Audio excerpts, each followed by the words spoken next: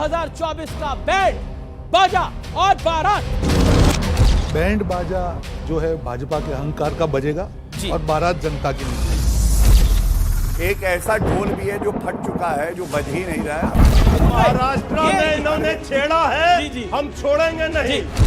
मैं तो आदर के अब साथ आप देखिए, अब आप ही ज्ञान दे रहे थे। अब ये मेरे नेता को जो चोर बता रहे बोलाया होगा वो चिल्लाता रहेगा। देखो इनकी बोले नारायण काछड़ तो ये राजीव गांधी ने आप जब जवाब कहा क्यों नहीं बड़ा दे रहे? पेड़ गिरता अरे आप है, वापस तो चले गए कहीं पे? मैं इनसे पूछ के देखिए, लालू यादव के लिए ऑर्डिनेंस बना था और वही ऑर्डिनेंस भारी पड़ गया।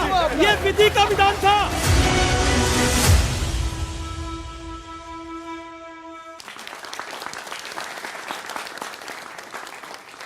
नमस्कार व्यूअर्स, मैं हूं अमीश देवगन और आप देख रहे हैं सीएनबीसी आवाज। और सीएनबीसी आवाज के टक्कर में आज दिन है पब्लिक डिबेट का, तो स्वागत है आपका सीएनबीसी आवाज के टक्कर के आज के पब्लिक डिबेट एडिशन में। 2024 में कौन बैंड बजाएगा, किसका बाजा बजेगा और किसकी बारात निकलेगी, आज इस पर सबसे बड़ी बहस करने वाले हैं। क्योंकि लाव लश्कर के साथ जब पटना में विपक्ष की बैठक हुई तो सवाल उठा कि महागठबंधन की बारात तो सज गई है, लेकिन दूल्हा कौन होगा। इसके बाद कांग्रेस ने कहा कि दूल्हे की चिंता छोड़िए, बारातियों के स्वागत की तैयारी करिए, क्योंकि 2024 में महागठबंधन की सरकार तय है। लेकिन बारात निकलने से ऐन पहले ही बारातियों में भागम भाग शुरू हो गई। शरद पवार की पार्टी दो टुकड़ों में बंट गई और इन सब के बीच विपक्ष को मिल रहे झटकों का सिलसिला यही नहीं थमा। सूरत की कोर्ट के बाद अब गुजरात की हाई कोर्ट ने भी राहुल गांधी को कोई राहत नहीं दी है और मोदी सर ने मामले में दोषी राहुल को 2 साल की सजा बरकरार रखी है। यानी मौजूदा स्थिति के हिसाब से राहुल गांधी 2024 का चुनाव नहीं लड़ सकते हैं। और इसी बीच प्रधानमंत्री मोदी ने विपक्ष पर तीखा प्रहार वार करते हुए कहा कि सभी भ्रष्टाचारी एक साथ आ जाएं या फिर कितनी भी साजिशें कर ले मेरे खिलाफ, भ्रष्टाचारियों को मैं छोड़ूंगा नहीं। यानी क्योंकि उन्होंने यह भी कहा जो डर जाए वो मोदी नहीं। लेकिन सबसे बड़ा सवाल है, क्या एक के बाद एक झटकों के बीच क्या विपक्ष 2024 की मजबूत तैयारी कर पाएगा? आज इसी सवाल पर होगी देश की सबसे बड़ी बहस। 2024 का बैंड बाजा और बारात।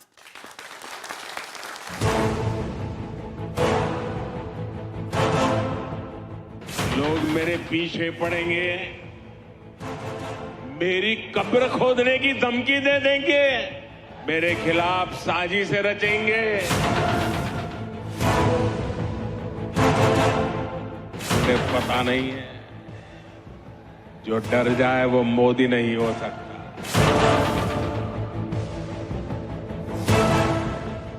पटना में महागठबंधन की कवायद क्या शुरू हुई, मानो विपक्ष की कोशिशों पर शनि की छाया पड़ गई, क्योंकि विपक्ष का पश्चिम में सबसे मजबूत किला दरक गया। भतीजे अजीत पवार ने चाचा शरद पवार को सियासी बिसात पर चेकमेट कर दिया।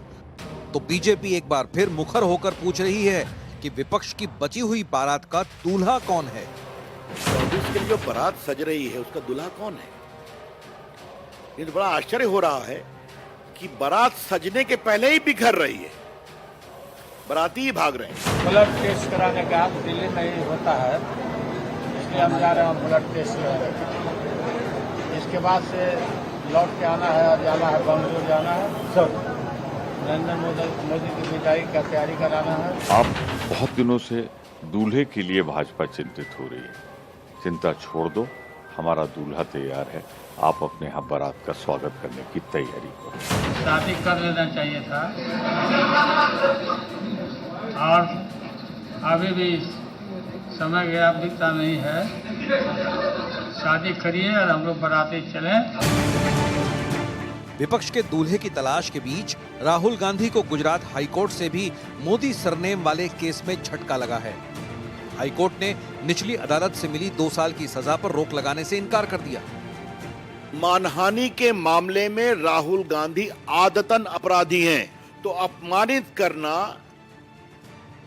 बेइज्जत करना, एब्यूज करना राहुल गांधी की फितरत है। दूसरी तरफ प्रधानमंत्री मोदी ने 2024 से पहले इस साल होने वाले सेमीफाइनल के लिए तैयारी शुरू कर दी है। प्रधानमंत्री मोदी ने रायपुर में कांग्रेस पर सीधा हमला बोला। कांग्रेस के कोर कोर में करप्शन है।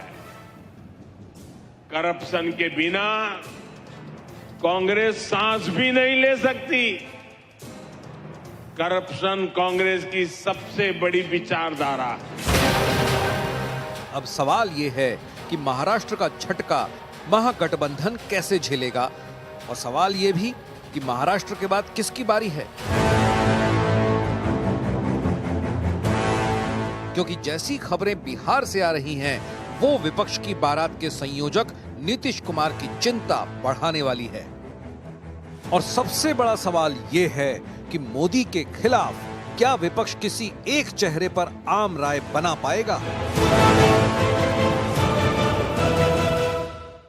तो स्वागत है आपका एक बार फिर 2024 के इस बड़े कार्यक्रम में, जिसका नाम है बैंड बाजा और बारात। ये कोई फिल्मी कहानी नहीं है, ये राजनीतिक पटकथा है जो बीते हफ्ते हमने देखी। मेरे साथ बात करने के लिए गौरव भाटिया हैं, भारतीय जनता पार्टी के राष्ट्रीय प्रवक्ता, सुप्रीम कोर्ट के सीनियर एडवोकेट। मेरे साथ रोहन गुप्ता है, पार्टी कांग्रेस के प्रवक्ता, खासतौर पर अहमदाबाद से आए हैं आज इस चर्चा में हिस्सा लेने के लिए। मेरे साथ राजकुमार भाटी हैं, प्रवक्ता समाजवादी पार्टी से, जोरदार तालियों से इनका भी अभिनंदन।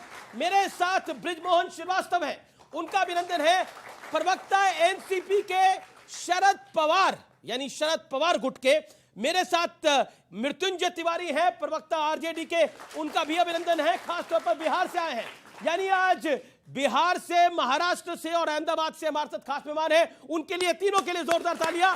और जो हमारे दिल्ली के मेहमान हैं उनके लिए भी तालियां, और जनता जनार्दन के लिए जोरदार तालियां। चलिए इस चर्चा की शुरुआत करते हैं। जब मैं इस कार्यक्रम को करने आ रहा था तो मुझे लगा कि बैंड बाजा बारात कार्यक्रम का नाम है, तो कई लोगों ने पूछा ये फिल्मी कहानी है, लेकिन कहानी फिल्मी तो नहीं है, लेकिन जो बीते हफ्ते हमने रोहन भाई देखा वो जरूर किसी फिल्म के ट्रेलर से कम नहीं है। क्या आपको लगता है कि विपक्षी एकता को पलीता लगा है? बिहार में जिस शब्द का बहुत, और उत्तर प्रदेश के भी कुछ इलाकों में इस्तेमाल होता है, क्या विपक्षी एकता को पलीता लगा है? 50 सेकंड, योर फर्स्ट रिमार्क्स। देखिए, बैंड बाजा जो है भाजपा के अहंकार का बजेगा और बारात जनता की निकलेगी, क्योंकि तो ही महंगाई जाएगी और तो ही बेरोजगारी जाएगी। मुझे लगता है जो आपने कहा कि जो महाराष्ट्र में चल रहा है, आपने बैंकों की डकैती देखी होगी, बंगलों की डकैती देखी होगी, प्रॉपर्टी की डकैती देखी होगी। ये पार्टी की डकैती करने वाली, शुरुआत करने वाली भाजपा की विश्व की पहली पार्टी है जिसने पार्टी की डकैती चालू की, और गिनीज बुक वर्ल्ड रिकॉर्ड में इनका नाम आना चाहिए। बहुत बड़ा इनका अचीवमेंट है कि पार्टी की डकैती शुरू की है।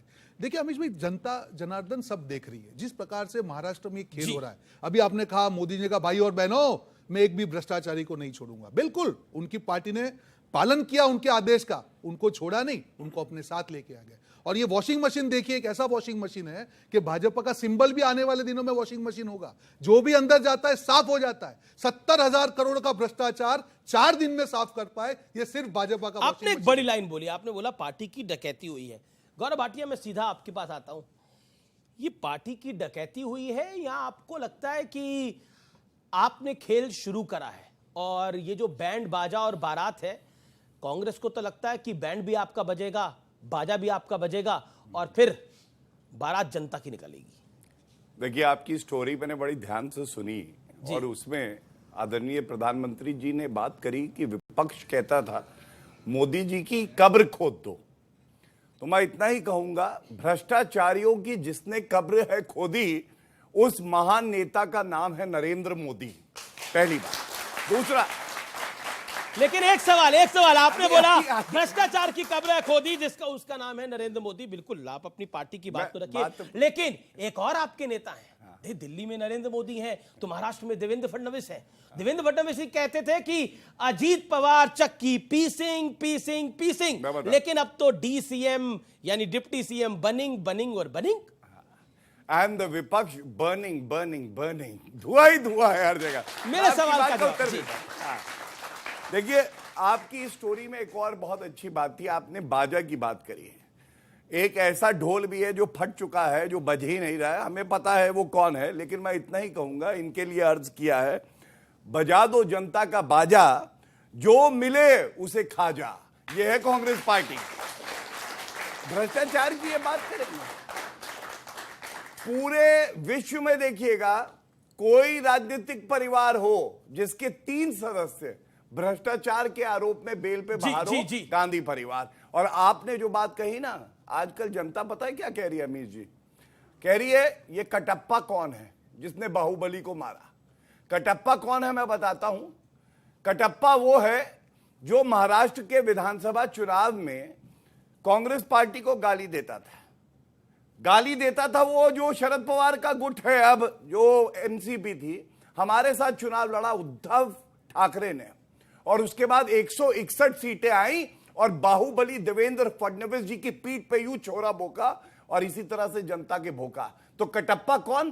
कटप्पा वो बेटा है जो भूल गया कि बाला साहब ठाकरे हमारे लिए श्रद्धेय हैं, हिंदू हृदय सम्राट। वो कहते थे दुकान बंद कर दूंगा लेकिन कांग्रेस पार्टी के सामने झुकूंगा नहीं, और ये बदल गए। वो है कटप्पा। जी, लेकिन बार बार डकैती, बार बार कांग्रेस कह रही है डकैती, आप यानी शरद पवार का जो खेम है वो कह रहा है हमारे साथ डकैती हुई है। लेकिन क्या आपको लगता नहीं है डकैती तो आपने भी करी थी? जब एक सरकार को मैंडेट मिला, वो सरकार नहीं बनने दी और 3 दल साथ आ गए। क्या आपको लगता है कि जैसी करनी, एक फिल्म आई थी पुरानी, क्योंकि फिल्मों की बात हो रही है, जैसी करनी वैसी भरनी, कादर खान और गोविंदा की। भारतीय जनता पार्टी लगातार नैतिकता, चाल चरित्र और चेहरे की बात करके देश में उनको इतना बड़ा सत्ता का अधिकार मिला, लेकिन इनके जितने भी काम हैं अभी तक वो सब चाल चरित्र और चेहरे से अलग हैं। आदरणीय मोदी जी भोपाल की रैली में, जहाँ पे ये कहा गया था कि 10 लाख लोगों को संबोधित कर रहे हैं, वहाँ उन्होंने बहुत जोर शोर से कहा कि मैं किसी भी पार्टी में भ्रष्टाचारियों को नहीं रहने दूंगा। हम लोगों को देश सारे उनके जो जितने कार्यकर्ता थे डांस करने लगे। वो नहीं समझ पाए थे कि मोदी जी उस समय ये कह रहे थे कि मैं किसी और पार्टी में नहीं रहने दूंगा, अजीत पवार ने भी बोली, सबों को लेकर आऊंगा। एक बात अजीत पवार ने भी बोली, इसमें मेरा क्या दोष है, मैं आपके घर पे पैदा नहीं हुआ। ये उन्होंने भी बोली। ये बात बिल्कुल सच है, ये बात बिल्कुल सच है। उनके परिवार में पैदा हुए वो, लेकिन उनके घर में पैदा नहीं हुए। जो उनको हक मिला वो हक तो पवार परिवार का ही मिला ना, पवार परिवार का मिला। ये बात भी सच है, उतनी सच है। ठीक है, इससे इनकार नहीं किया जा सकता। ठीक है, मृत्युंजय और फिर राजकुमार भाटी, मैं आपके पास आऊंगा पहला कमेंट। लेकिन गौरव भाटिया, एक छोटा सा रिएक्शन इस बात के ऊपर कि आप लोग जो बार बार इसकी बात हो रही है कि भ्रष्टाचार की आप बात करते थे, लेकिन आज उन्हीं के साथ हो गए। देखिए, एक बात बिल्कुल स्पष्ट कर दूं, लालू प्रसाद यादव 4 बार दोष से धुए हैं न्यायालय में, मोदी जी की सरकार थी। हमने देखा अनिल देशमुख जो शरद पवार के आसपास घूम रहे थे, कार्रवाई किसने करी? गांधी परिवार, पी चिदम्बरम, किसके समय में कार्रवाई हुई हमारे? और हमें यह समझना होगा कि अब सीबीआई, अमीश जी, पिंजरे का तोता नहीं है। सीबीआई, ईडी और पुलिस की जो जांच होती है यह निष्पक्ष होनी चाहिए। कौन किसके साथ आता है इससे क्या फर्क पड़ता है? अगर भ्रष्टाचार का लिप्त पाएंगे, साक्ष्य मिलेंगे, प्रमाण मिलेगा, तो वो चक्की पीसिंग जैसा भी आप कह रहे हैं। तो देवेंद्र फडणवीस ने बोला था ये बात। हाँ, तो लेकिन आप मुझे सुना रहे हो। देखिए, मैंने क्यों बोला आपको, मैंने एक विधिक फर्क समझाया जी। जांच एजेंसी निष्पक्ष और स्वतंत्र रूप से काम कर रही है, आज बाज बन के भ्रष्टाचारियों को काट रही हैं और इसीलिए दर्द हो रहा है। वरना ये बताइए, क्या ये सत्य नहीं है? 9 साल प्रधानमंत्री, 12 साल मुख्यमंत्री, अगर नरेंद्र मोदी जी की जो चादर है उस पे एक छींट दाग की हो भ्रष्टाचार के, इनकी पूरी चादर काली है। ये बताना मुश्किल है कि सफेद कहां से। ठीक है, मैं आपके पास आता हूं मृत्युंजय तिवारी। वो कह रहे हैं पूरी चादर काली है, पूरी चादर काली है। लेकिन ये जो विपक्ष ने बैंड बाजा और बारात की तैयारी करी, लेकिन बाराती भाग गए बीच में से। नहीं, पूरा देश की जनता बारात बनने के लिए तैयार है, और आप देखेंगे जब बाराती निकलेगा तब इनकी विदाई की शहनाई बजाई जाएगी 24 में। ये जो लूटे भ्रष्टाचार पर अभी ज्ञान दे रहे थे, तो भ्रष्टाचार पर लुटेरे देश से हो गए फरार और सोते रह गए चौकीदार, और अब तो जनता भी हो गई है समझदार और होशियार। अब इनका भ्रष्टाचार पर कैसा हो रहा प्रहार, ये सब लोग देख रहे हैं कि जो भाजपा के बन जाएंगे यार वो हो जाएंगे सदाचार, और जो नहीं बनेंगे भाजपा के यार वो है भ्रष्टाचार। ऐसा प्रहार तो भ्रष्टाचार पर आज तक किसी ने देखा नहीं होगा अमित जी।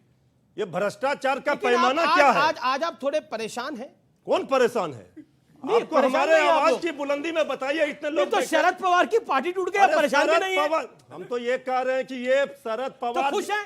शरद पवार जी की पार्टी इन्होंने तोड़ ली। नहीं तो खुश हैं आप? नहीं, हम क्यों खुश होंगे? तो फिर परेशान है? हम खुश हैं जी। कि भारतीय जनता पार्टी भयभीत हो गई। लड़ने से पहले ही मैदान मोदी ने छोड़- आज प्रधानमंत्री ने बोला भाई, जो डर जाए वो मोदी भाजपा नहीं।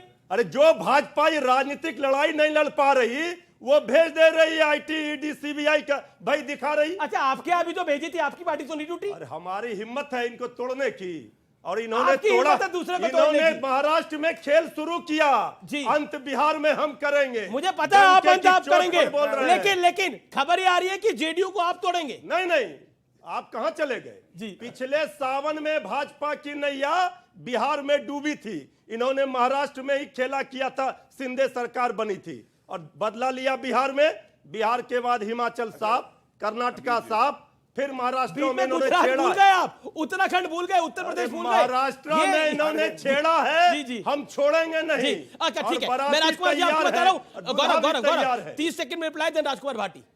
देखिए, ऐसा है, इनके लिए यही कहावत है, ऐसा कोई सगा नहीं जिसे इन्होंने ठगा नहीं। और मैं क्यों कहता हूं, ये लोग जो महाराष्ट्र में हुआ अमीश जी, वो अंदरूनी मामला है एनसीपी का, लेकिन छाती पीट रहे भाजपा ने कर दिया, लॉन्ड्री मशीन, गंदगी इतनी क्यों कर रहे हैं? AIMIM मुस्लिमीन पार्टी, आप जानते होंगे, उनके प्रवक्ता नहीं, 4 विधायक आए थे, 5 आए थे, 4 इनके पास आ गए। भैया 4 विधायकों को अपनी पार्टी में अरे ले हम लिया। सरकार में सुनिए, नहीं अरे थे, चांद भैया, हम विपक्ष में अरे थे। चांद, और पहली बार ऐसा लेकिन हुआ ये ना जब आपने कोई भी- विधायक जिसका विपक्ष में मौका नहीं मिला, आता है। जिसको मैं तो हमने आपके बीच मंत्री में नहीं बोला बनाया नहीं। था। मैं आपके बीच हाँ, में अमित जी, बोला। नहीं, गलत उदाहरण अरे, सेट कर रहे हैं अच्छा ना। सुनिए। अच्छा, एक बीमारी अच्छा, मोतियाबिंद की दवाई है, जिमा की, ये नहीं चलेगा। अच्छा ठीक है। अरे मोतियाबिंद तो ठीक हो जाता है, जो मोदियाबिंद ने हो रखा है अरे नफरत मोदिया- का, वो ठीक नहीं होगा। मोदिया- चलो, हर चलो, मोदी, चलो। हर मोदी, घर मोदी, और महंगाई हर घर लाई। चलिए, चलिए। टमाटर अभी नहीं। 160 रुपया किलो। Important है। अरे आप क्यों बोल रहे हैं हर मोदी, घर मोदी? आप क्यों बोल रहे हैं? महंगाई हर घर लाई, बेरोजगारी हर घर लाई। अच्छा। ये हम देखिए, बोल रहे ठीक है, हैं। अब दूसरा राजकुमार उदाहरण भाटी। भी दे दूं। सीबीआई विपक्षी के घर लाई। राजकुमार भाटी, फिर ओम 10 गुप्ता। सेकंड 10 अच्छा सेकंड, है, 10 सेकंड। उदाहरण आपको अच्छा लगेगा, जनता सुनना चाहती है। ऐसा कोई सगा नहीं जिसे मैंने ठगा नहीं। गांधी परिवार पे आते, राजस्थान में बसपा का समर्थन लिया, 6 विधायक थे, समर्थन दिया, अपनी पार्टी में मर्ज करा लिया। ये लोग छाती पीट रहे हैं। आप बताइए। एग्जांपल है कि पूरी की पूरी पार्टी आ गई। ये अपने नहीं, नहीं, सहयोगी को अच्छा, तोड़ लिया। जेडीयू के 6 विधायक को साथ में थे, जेडीयू अरुणाचल में तोड़ लिया था बीजेपी अरे ने। आप उनके ये 20 तो ये विधायक जो तोड़ने बोल के रहे मूड में आ रहे सगा हैं। नहीं, किसी आप के उनके सगा 20 नहीं। विधायक तोड़ने के मूड में आ रहे हैं। अरे आप हम किसी ये को उनके तोड़ते 15 विधायक नहीं। तोड़ने के मूड में देखिए, आ रहे हैं। जोड़ते हैं। नीतीश बाबू बोलेंगे आधे तोड़ने वाले आधे उधर इधर हैं, जाओ, आधे भाटिया जी उधर जाओ, के। बाकी मेरे पीछे आओ। अब पीछे कोई है नहीं। पीछे कोई होगा नहीं। ओके, लेकिन मुझे तो वो शोले फिल्म का डायलॉग याद आ रहा है। लेकिन देखिए, कहानी फिल्मी हो रही है तो एक इसकी भी बात कर लेते हैं। एक फिल्म आई थी हम साथ साथ हैं, लेकिन एक वेब सीरीज भी आई है जिसको फैमिली नाम दिया गया है। तो क्या आपको लगता है कि परिवारवादी फैमिली रन पार्टीज के लिए एक स्ट्रॉन्ग मैसेज है जो अजीत दादा पवार ने महाराष्ट्र में करा है? उन्हें बोला क्योंकि मैं इनके घर में पैदा नहीं हुआ इसलिए मुझे कमान नहीं दी, जबकि मैं कॉम्पिटेंट था। तो उन्हें कमान इन्होंने दे दी, भारतीय जनता पार्टी ने। जो परिवारवादी बचेंगे उन्हें ये दे देंगे। अभी गौरव भाटिया ने कहा कि भ्रष्टाचारियों की जिसने कब्र खोदी, पता नहीं भारतीय जनता पार्टी का नाम कब्र कब से हो गया। भाई, भ्रष्टाचारी तो सारे भारतीय जनता पार्टी में गए हैं और किसी और ने आरोप नहीं लगाया था, भारतीय जनता पार्टी के जिम्मेदार लोगों ने। और भारतीय जनता पार्टी की सरकार ने ईडी और सीबीआई से जांच बैठाई थी, मुकदमे दर्ज करे थे।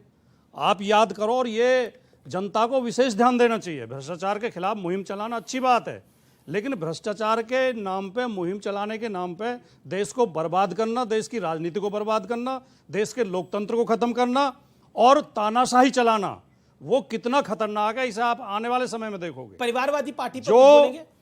ये जो डलहौजी ना कर पाया वो ये हुक्काम कर देंगे।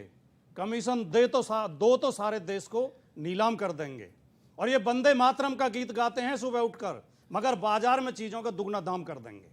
बहुत मैं बड़ी उत्तर बात दे- आप ये कह जो रहे हैं। महंगाई बढ़ रही है, और पब्लिक ताली भी पीट रही ये है। रोहन जो- गुप्ता आ जाए, फिर उसके बाद मैं आ रहा हूं। आप दो आप वाक्य केवल- दो लगा दो रहे हो, वाक्य इतना केवल- बढ़िया आप सुना रहे हो तो मंच आप- जो माइक एक और लेके आ जाता हूं। जो कच्चे तेल के दाम घटते हुए भी पेट्रोल डीजल लगातार महंगे होते जा रहे हैं, गैस महंगी होती जा रही है, टमाटर 120 रुपए किलो बिक रहा है। ये पैसा कहां जा रहा है?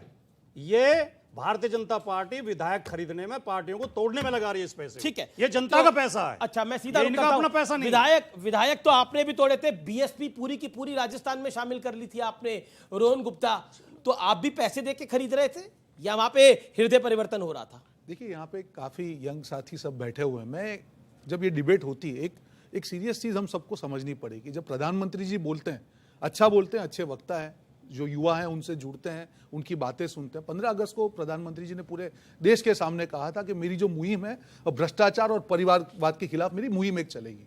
मुझे बताइए, जिस अजीत पवार को हमेशा भाजपा ने भ्रष्टाचार और परिवारवाद इन दोनों के नाम पे, जिस अजीत पवार पे अटैक किया भाजपा ने, 70,000 करोड़ के करप्शन का प्रधानमंत्री ने आरोप लगाया, अगर उनकी ही पार्टी अगर प्रधानमंत्री की बात नहीं मानती है तो ये प्रधानमंत्री जी का अपमान मैं तो नहीं सहन कर पाऊंगा, भले मेरी पार्टी से नहीं है। मोदी जी का अपमान हम कैसे सहन करेंगे? मोदी जी कहते हैं कि देश में हम शांति बनाए रखेंगे, उनकी पार्टी मणिपुर में शांति नहीं बना पा रही, मैं नहीं सहन करूंगा मोदी जी का अपमान। मोदी जी कहते हैं कि हम महंगाई हटाएंगे, उनकी पार्टी की सरकार में टमाटर 150 रुपए किलो, मैं नहीं सहन करूंगा ये अपमान। मोदी जी कहते हैं कि जनता को हम सारे फायदे, चुनाव नहीं लड़ पा रहे, प्लीज आप थोड़ा सा समय दे रहा हूं आपको, मेरी बात को राहुल जी चुनाव नहीं मैं आ रहा हूं, उसी पे आ जाऊंगा। पहले मेरे प्रधानमंत्री को बचाने का काम कर लो, इनकी पार्टी तो नहीं बचा पा रही है। प्रधानमंत्री जी ने जो जी बातें की हैं, आज उनकी पार्टी की सरकार में सारी बातें जुमले साबित हो रही है। देश की जनता को समझना पड़ेगा। एक तरफ इन्होंने कहा चक्की पीसिंग, नो चक्की पीसिंग because going on BJP washing machine, क्योंकि जैसे जैसे वॉशिंग मशीन चलेगी, चक्की पीसिंग वाले सारे भाजपा में चले जाएंगे। 2 विकेट उखाड़ने हैं, एक एक करके उखाड़ते हैं। पहले समाजवादी पार्टी की बात करते हैं। अहंकार मत रखिए भाई, ऐसे गूगली नो बॉल नहीं फेंके, ये पता हालत देख, एक आपकी बात को पेशेंट बेचारे हिट विकेट हुए जा रहे, हिट विकेट। ये तो पिच को खोदने वाले लोग हैं, ये क्रिकेट क्या खेल? ये लीजिए आगे चारा घोटाला वाले, कहीं चारा मिलेगा खाने के लिए? इनके पास तो कोई चारा नहीं है, चलिए एक एक करके इनके पास कोई चारा नहीं है। आप लोग अंपायर को ही उठा लेंगे, आप ये मैच थोड़ी खेलते तो अंपायर को उठा लेंगे, इनकी तो आदत है। वो कह रहे हैं आप मैच नहीं खेलते, अंपायर ही उठा लेते हैं। राहुल गांधी तो चुनाव नहीं लड़ पाएंगे, हाईकोर्ट ने आज भी निर्णय दे दिया है। वर्ल्ड कप की ट्रॉफी खुद ही अपने घर में छुपाने वाली जिन्होंने इमरजेंसी लगाई थी ना, वो इंदिरा गांधी ही थी। इसलिए हमें ना ज्ञान दे कि कैसे खेला जाता है मैच। आप में दम नहीं और फिर आप चिल्लाने लगते हैं भैया अंपायर मिल गया। अहंकार 40 सेकंड सुनिए आप देखिए, सबसे पहले समाजवादी पार्टी, आपने वंशवाद की बात करी और भ्रष्टाचार, ये क्या है मैं आपको बताता हूं। इन्होंने कहा कि ऐसा नहीं है कि जो है महंगाई बढ़ गई है हमारे टाइम। अरे भैया 200 रुपए की टोटी सरकारी बंगले से चुराई इसी पार्टी ने। आप बताइए ये जनता की सेवा करेंगे? दूसरी बात, ये जो युवा बैठे हैं ना, मैं आपको बताता हूं, जितना मौका अखिलेश यादव को मिला है या राहुल गांधी को, जो प्रोडक्ट लॉन्च नहीं होता है, अगर इन युवाओं को मिल जाए तो कहां से कहां पहुंच जाए। मैं गिनवाता हूं आपको। मुलायम सिंह यादव राष्ट्रीय अध्यक्ष थे, अखिलेश यादव मुख्यमंत्री थे, शिवपाल यादव प्रदेश के अध्यक्ष थे, राम गोपाल यादव लीडर थे राज्यसभा में, अक्षय यादव, तेज प्रताप यादव, अरे भैया सारे यादव। अगर कोई और परिवार का आता था तो दूसरे जो वरिष्ठ नेता थे उसको कहते थे सरक जाओ, तुम भैया बाद में आना, ये इज्जत होती थी। योग्यता की जगह कहां थी? योग्यता की जगह है तो भारतीय जनता पार्टी में है। नरेंद्र मोदी जी, जेपी नड्डा जी, अमित शाह जी एक परिवार से नहीं आए, उन्होंने पोस्टर लगाए, मेहनत करी, पसीना बहाया तो यहां तक पहुंचे। जनता आशीर्वाद देती है। ये फर्क मेरा काउंटर सवाल, अजीत पवार, मुझे आप 10 सेकंड जरूर देंगे। अजीत पवार परिवार से आए कि नहीं आए? सुन, अब मैं बताता हूं। जवाब आपने जो बात कही अजीत पवार, पहली बात तो मैं एनसीपी का प्रवक्ता नहीं हूं, लेकिन मैं फिर भी एक बात कहूंगा। आप वरिष्ठ पत्रकार हैं अमीश जी, योग्यता की बात हो, अजीत पवार ने संगठन संभाला था या सुप्रिया सुले ने? मेहनत किसने करी, किसका नाम है? और अगर अजीत पवार ने कहा कि मेरी गलती यह है कि मैं उस मां की कोख से पैदा नहीं हुआ जिसको आप आगे बढ़ाना चाहते हैं, तो मैं समझता हूं फिर से बात यह आती है योग्यता किसकी ज्यादा है। देखिए मैं इतना ही कहूंगा, इन्होंने अभी कहा कि मोदी जी ने कुछ कहा, उनका अपमान हम नहीं सहेंगे। अरे भैया हम भी राहुल गांधी का अपमान नहीं सहेंगे। राहुल गांधी कहती थी टीएमसी जो है बहुत बड़ी भ्रष्टाचारी पार्टी है। अरे भैया वो बिहार में महाठगबंधन की जो बैठक हुई, टीएमसी के साथ क्यों बैठे थे? इन्होंने कहा मनीष सिसोदिया गिरफ्तारी ईडी की बहुत अच्छी है। हम भी राहुल गांधी का अपमान नहीं सहेंगे क्यों भैया उनके साथ बैठे ठीक, थे जी। जब अरविंद केजरीवाल ठीक है, आए? ओके, ओके, अरे राजपाल ये भाटी। वो दोगले हैं। राजपाल भाटी, पवार राजपाल का भाटी। प्यार नहीं किया इनको। राजपाल अभी अजीत पवार का प्यार नहीं किया। Rajpal Bhati, sharp reply 30 second and NCB. Gaurav Bhatia ने दो बातें मेरी पार्टी के बारे में बोली। अगर ये कोई तथ्यात्मक आलोचना करते, कुछ आंकड़े पेश करते, मैंने कुछ वंशवाद सबूत दिखाया, देते, तो मुझे तथ्यात्मक भी अच्छा गलत है लगता। तो नहीं, बीच बताइए। में तो मैं चिल्लाया नहीं था, मैं तो आपसे- शांति से सुन रहा था। मैं भी शांति से सुन रहा हूं। धैर्य भाई के साहब, साथ। आपने एक और बात बोली। सच्चा आदमी हमेशा धैर्य से मैं मानता सुनता हूं है। आप सच्चे झूठा आदमी। आदमी अखिलेश चिल्लाता यादव है। की जगह आपको होना झूठा चाहिए। आदमी परिवार से बड़बड़ाता नहीं है, मैं तो कह रहा झूठा हूं। आदमी सच्चे क्यों आदमी आपका है। नुकसान कर रहे हैं सब बोलकर? अरे क्या ये मनोविज्ञान कहता है, जिस आदमी के दिल में सच्चाई होगी वो धैर्य से सुनेगा, और जिसके जो झूठा होगा, चोर होगा, वो हमेशा बौखलाएगा, शोर मचाएगा, चिल्लाएगा। मैंने बहुत धैर्य से आपकी बात सुनी। इन्होंने दो बातें कही। अगर ये कोई तथ्यात्मक आलोचना करते तो मुझे भी अच्छा लगता, क्योंकि लोकतंत्र के लिए जरूरी है हमारी कमियां ये बताएं, इनकी कमियां हम बताएं। लेकिन उन्होंने दोनों फालतू बातें की। आप अपने दिल पे हाथ रख के ईमानदारी से सोचो कि जिसके पिता 3 बार मुख्यमंत्री रहे हो देश के सबसे बड़े सूबे के, जो खुद 5 साल मुख्यमंत्री रहे हों, जिन्होंने 20 लाख करोड़ का बजट खर्च किया हो, वो आदमी 200 रुपए की टोटी चुराएगा? कोई गले उतरती है ये बात? लेकिन चरित्र हनन करना इनकी पार्टी का और इनका काम है, झूठ बोलना, झूठी अफवाहें उड़ाना। दूसरी बात इन्होंने कही, समाजवादी पार्टी में योग्य लोगों की तो कोई पूछ है नहीं, वहां तो चमचे चापलूस लिए जाते हैं। आदरणीय वीरेंद्र भाटिया जी, स्वर्गीय वीरेंद्र भाटिया जी का नाम शायद आपने न सुना हो, इनके पिताश्री थे, आजीवन समाजवादी पार्टी में रहे, ये भी समाजवादी पार्टी में ही थे। तो मैं उनके लिए तो स्वर्गीय और हमारे आदरणीय थे, कुछ नहीं कहूंगा, लेकिन इनसे ही पूछूंगा क्या चमचागिरी और चापलूसी करके ही समाजवादी पार्टी में गए थे या योग्यता के बल पे गए थे? तो इस तरह की अनलगढ़ बातों का कोई अर्थ होता नहीं है। जो आरोप आपकी सरकार के ऊपर है, जो आप देश को बर्बाद कर रहे हैं, उसके जवाब दीजिए। ठीक है, आप दोनों बातों झूठे पे जवाब- आरोप जी, जी, जी, लगाना, जी। झूठी ठीक है, बातें करना, ओके, इसको कोई ओके, ओके। इस बात को फिर यही विराम देंगे। आप अपनी बात नहीं, करें। विराम नहीं। देखिए, व्यक्तिगत टिप्पणी पे मैं कुछ नहीं कहूंगा। अच्छा, लेकिन व्यक्तिगत आप नहीं कर रहे थे जब शांत- 200 रुपए की टोटी चुरवा रहे थे? शांत। मैं तो आदर अब के आप साथ देखिए, अब आप ही ज्ञान दे रहे थे। अब ये कह रहे- मेरे नेता को जो चोर बता रहे बौखलाया थे। होगा वो चिल्लाता रहेगा। देखो इनके ठीक इनके है। कुतर्क सुनाइए, देखो, सुनाइए। कुतर्क मैं तो देखो बोल इनके। रहा- अब मैं आपकी बात- अब आपको उन्होंने मौका दिया। मैं सलीके से करूंगा। जी, देखिए, पहले तो आपके लिए अर्ज किया, अच्छे आदमी हैं, कद बड़ा नहीं करता है एड़ियां उठाने से, अक्सर इज्जत मिल जाती है सर झुकाने से। तो इसलिए बात जब करिए तो तमीज से करिए। लेकिन एक फर्क बताऊंगा, मैं बहुत बेकार आदमी हूं, वंशवाद की उपज हूं, सब मान लिया। मेरे लीडर नरेंद्र मोदी जी हैं, इस पे कोई उंगली नहीं उठा सकता। अब मैं आपको बताता हूं फर्क। अभी जी 30 second highlight of the debate है, सुनिएगा। अखिलेश यादव 39 साल में मुख्यमंत्री बने, इसलिए बने क्योंकि उनके पिताजी मुख्यमंत्री थे, पार्टी उनकी थी। अगला चुनाव आया 2017 में, मुख्यमंत्री नहीं बने क्योंकि वंशवाद की उपज थे। योगी आदित्यनाथ जी 6 बार सांसद रहे थे, मुख्यमंत्री बने 2017 में, उम्र थी 43 साल। दोबारा मुख्यमंत्री बने 2022 में। गद्दी जो है ना वो दी जा सकती है, लेकिन गद्दी संभाल के रखने की भी योग्यता होनी चाहिए, जो इनमें नहीं है। अमीश जी, ठीक है, ये इंपॉर्टेंट पॉइंट है, ये इंपॉर्टेंट पॉइंट है, क्योंकि इसमें गद्दी संभालने की बात, गद्दी संभालने की बात कही। एक और हमारे साथ पार्टी है जहां पर भी वंशवादी, पहले लालू यादव, फिर राबड़ी यादव, फिर तेजस यादव, फिर तेजस्वी यादव, मीसा यादव, और भी कोई नाम होगा तो आप ऐड कर दीजिए, हो सकता है मुझे ध्यान में ना हो। लेकिन एक बात बताइए, ये वंशवादी एक दरख्त का हाल हुआ है शरद राव पवार की पार्टी का, क्या आपको लगता है कि अभी नहीं, आने वाले दिनों के अंदर काबिलियत के आधार पर तो काम करना ही पड़ेगा? देखिए, ऐसा है अमित जी, ये भ्रष्टाचार पर, परिवारवाद पर, ये भाजपाइयों का रेडीमेड भाषण बहुत हो गया। हम 3 दशकों से देख रहे हैं, उस समय तो हम लोग स्टूडेंट थे, यही आरोप लगा रहे हैं। ये लोकतंत्र है ना, क्या अमित देवगन जी के बच्चे को मीडिया में नहीं आने का हक बिल्कुल है? अधिकार है, लेकिन अधिकार यही है। शो करने का अधिकार लेकिन- नहीं होगा, लेकिन- क्योंकि अगर उसमें लेकिन काबिलियत नहीं। होगी तो वो आए, अगर इनमें से किसी की काबिलियत होगी तो वो यहां खड़ा होगा। अमीश देवगन के बच्चे को भी वो अधिकार नहीं है। प्रॉब्लम ये होती है, आपने बहुत सही बात बोली, आई रिस्पेक्ट योर एग्जाम्पल। सुनिए सर, आपने आई रिस्पेक्ट योर एग्जाम्पल। मैं बताता हूं क्या होता है, जब मुख्यमंत्री का बेटा मुख्यमंत्री बने, प्रधानमंत्री का बेटा प्रधानमंत्री बने, अध्यक्ष का बेटा अध्यक्ष बने। परिवारवाद की बेला वो होती है अगर कोई जमीन पे काम करके, मृत्युंजय तिवारी अगर जमीन से ऊपर आता है और उसका बच्चा भी वैसे ही मेहनत करके आता है, उसे परिवारवाद नहीं कह सकते। सचिन तेंदुलकर क्रिकेटर था, उसके बेटे अर्जुन तेंदुलकर को भी ऐसी जगह मिले, वो परिवारवाद होता है। लेकिन अर्जुन तेंदुलकर मेहनत कर रहा है अपने पिता की तरह, तो फिर उसको हिस्सा मिलेगा, तो वो परिवारवाद नहीं होता। अगर होता है तो गलत है, चुन के अगर आता है तो गलत नहीं है।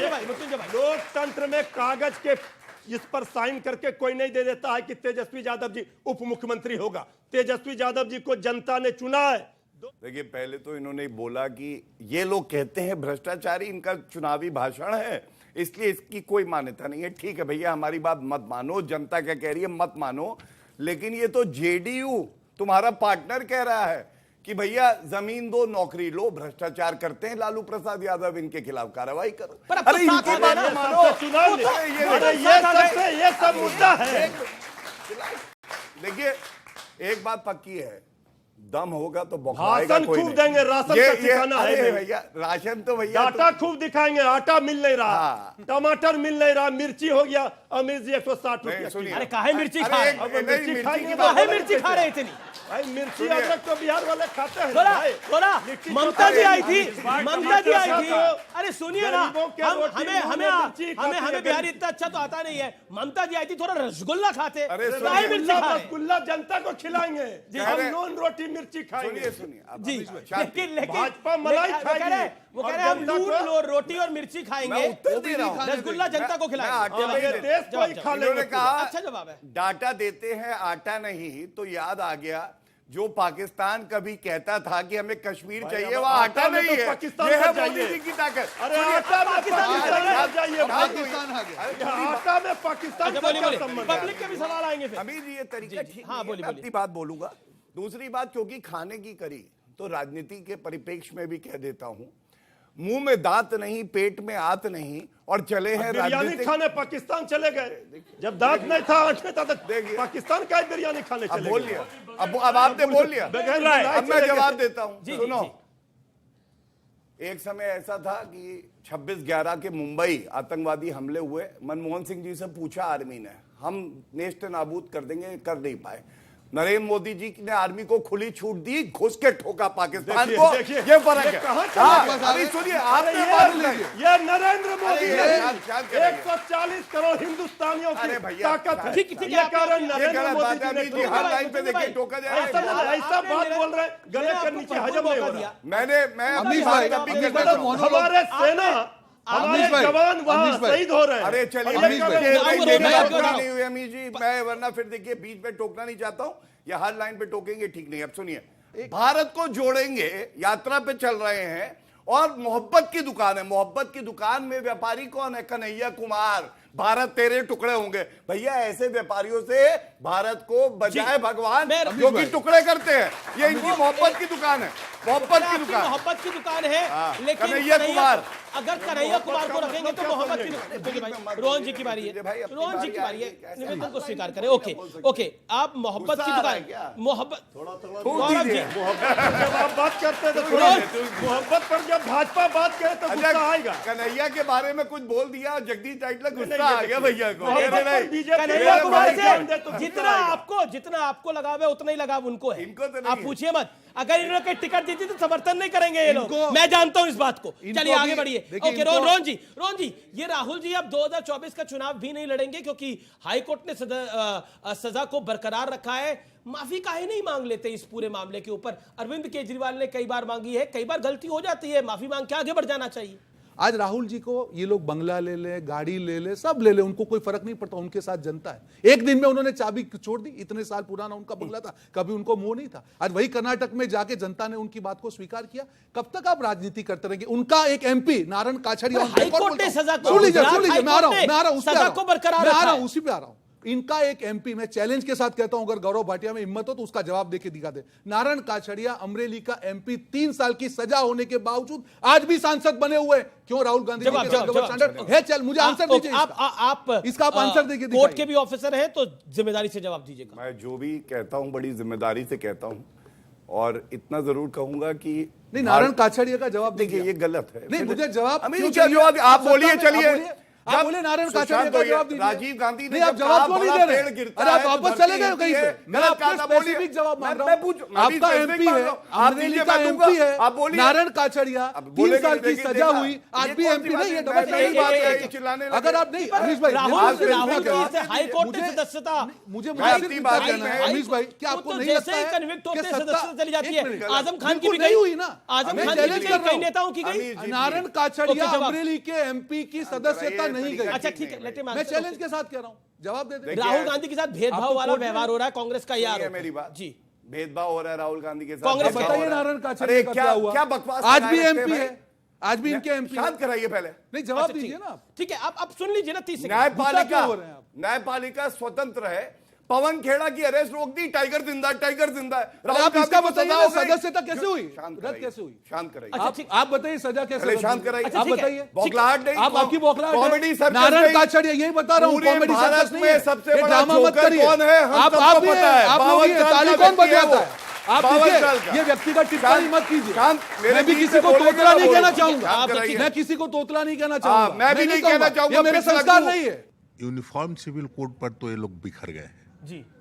अन्य मुद्दों पर इनका क्या रहेगा? ये एक अच्छा सवाल है। इसका जवाब राजकुमार भाटी जी देंगे। भाटी जी एक बात जवाब दीजिए। वो कह रहे हैं कि यूसीसी के मुद्दे पर तो आप बिखर गए हैं, कई पार्टियों ने सरकार का समर्थन करा है और बोला कि हम यूसीसी के साथ हैं। सरकार का नहीं, यूसीसी का समर्थन किया है। लेकिन बाकी मुद्दों पर कैसे होगा? आपका नेता कौन होगा? ये सब सवाल खड़े होंगे, पब्लिक जानना चाहती है ये सवाल। पहली बात तो यूसीसी पे विपक्ष बिल्कुल नहीं बिखरा है। पूरे विपक्ष की एक ही बात है कि पहले आप ड्राफ्ट लेके आएं, ये बताएं कि कौन कौन से कानूनों में बदलाव चाहते हैं, कौन कौन से कानून देखे। और मैं एक गारंटी के साथ आपको बता रहा हूं कि ये उद्धव ठाकरे साथ है, अरविंद केजरीवाल साथ है। ये केवल धार्मिक बहस शुरू करना चाहते हैं देश में, इसलिए इस तरह के सिगुफे छोड़ते हैं।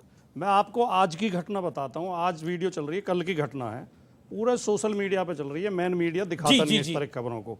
एक ये जो है पुणे में पब्लिक स्कूल है, वहाँ के जो प्रिंसिपल हैं ईसाई, बजरंग दल के लड़के उस स्कूल में घुस गए। पर खबर पूरी पड़ी है, हमने खबर कल दिखाई है। नहीं। वहां पर लड़कियों के टॉयलेट के अंदर कैमरा लगा हुआ था। भी था जी।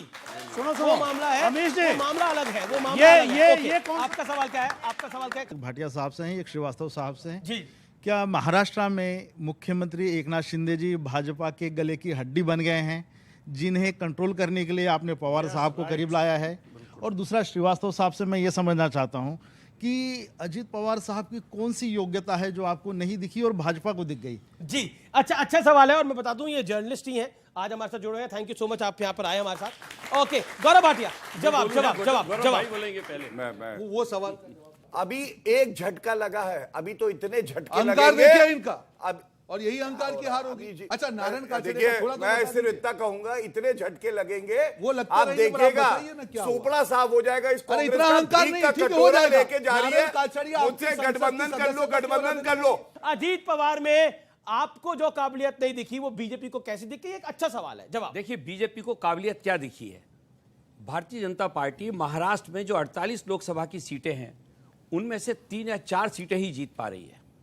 और उनको ये बात मालूम है कि अगर महाराष्ट्र में उनको बहुमत नहीं मिला तो आने वाले दिनों में 2024 के लोकसभा के चुनाव में उनको सरकार बनाना कठिन होगा।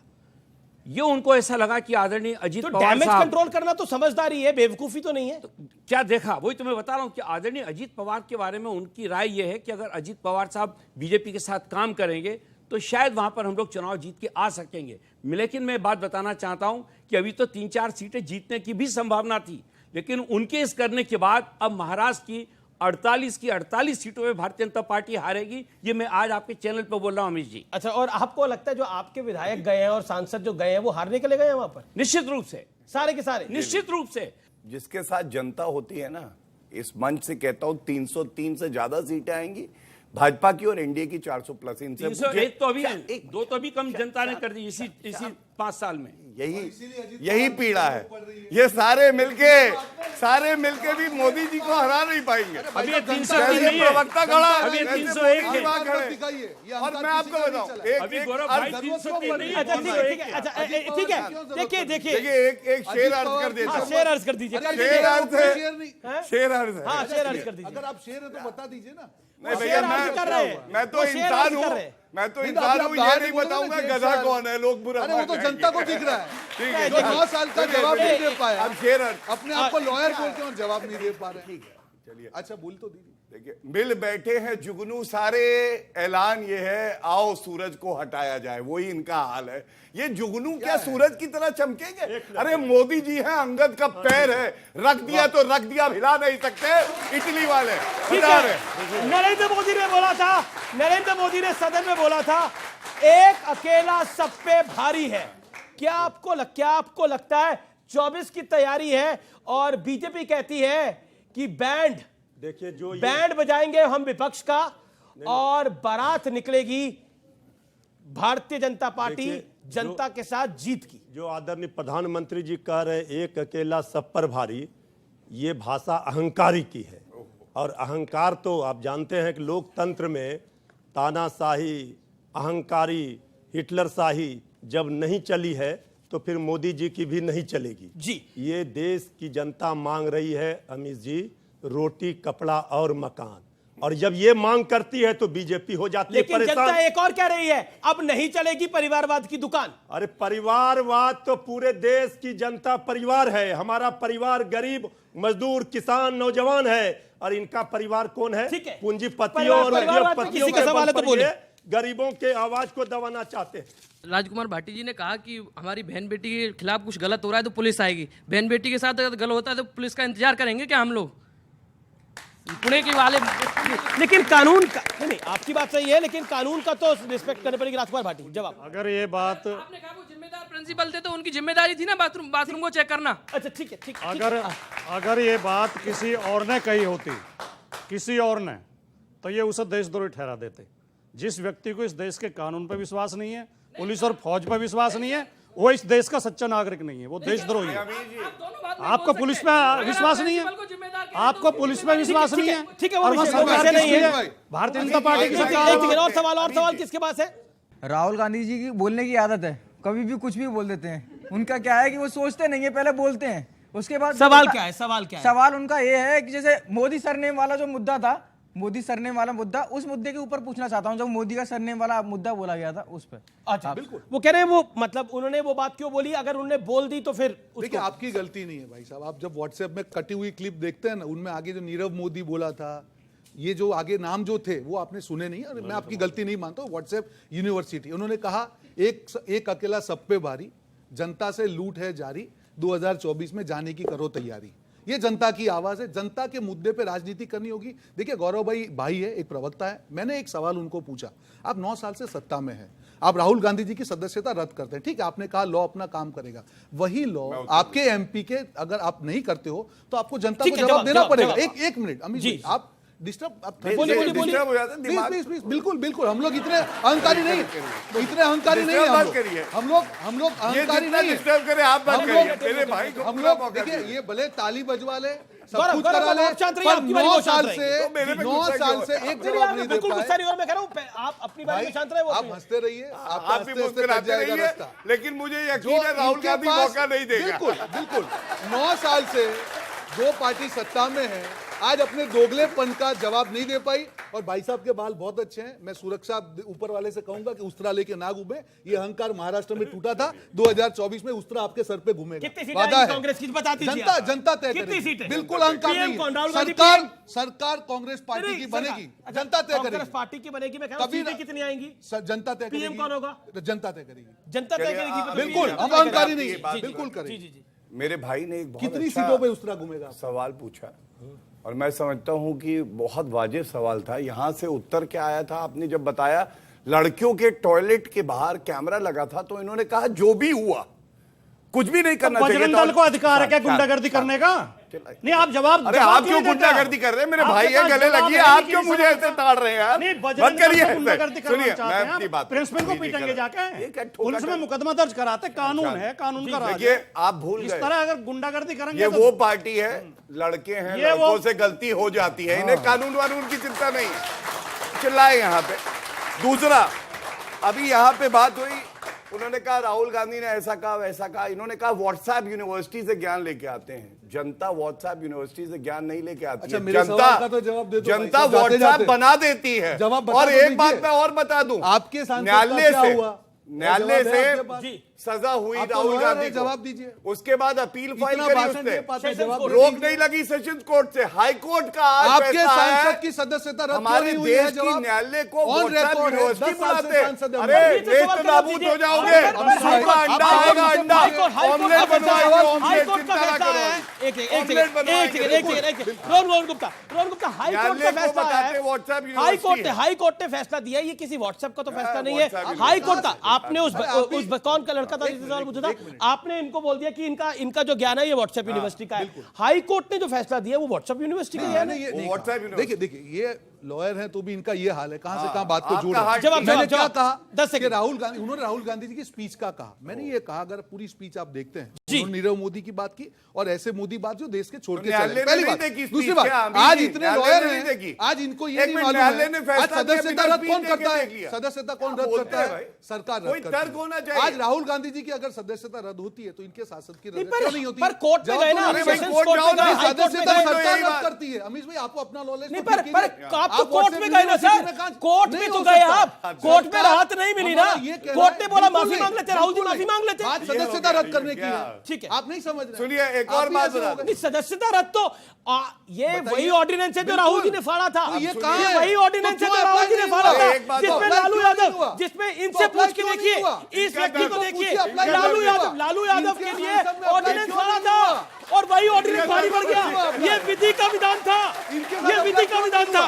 लालू जी स्वस्थ रहे। लालू जी का इंटरव्यू मैंने अपने जर्नलिज्म के करियर में बहुत पहले करा था। लेकिन मैं एक आपसे पूछना चाहता हूं, आप मुझे बताइए, जब लालू जी की सदस्यता गई थी तो आप खुश थे? देखिए, एक बात अमित सवाल का आप ये सवाल क्यों कर रहे हैं? हमें भी पता है, जनता को भी पता है। इसलिए देखिए, इसलिए हम आपको बता दे रहे हैं, मीडिया है, गोदी जनता मीडिया की सवाल आवाज, विपक्ष से कोई सवाल गरीबों की आवाज, कोई मना नहीं कर रहा कि लालू यादव जो है वो गरीबों की। सीएनबीसी आवाज के टक्कर में रुकेंगे एक अंतराल के लिए, लेकिन अंतराल के उस पार भी चर्चा जारी रहेगी।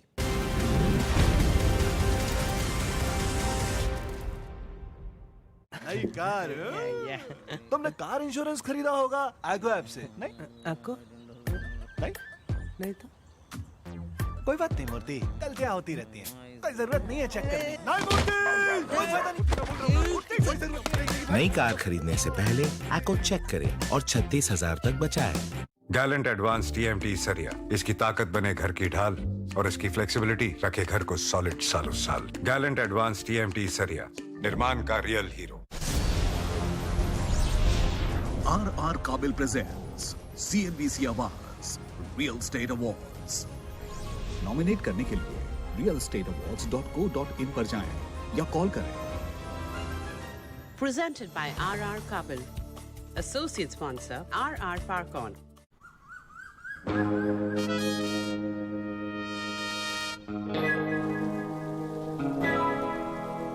अरे ये तो प्यार के पंछी है रे भैया, ये तो प्यार के पंछी, उड़े आसमां में, खुले आसमां में, ये तो प्यार के पंछी। इनकी शान की तो लग गई। ऐसा आपके और आपके फर्नीचर के साथ ना हो, इसलिए लाएं सिरका PU पॉलिश, जो आपके फर्नीचर और वुडन सर्फेसेस को पीला ना पड़ने देगा। सिरका है तो शान है।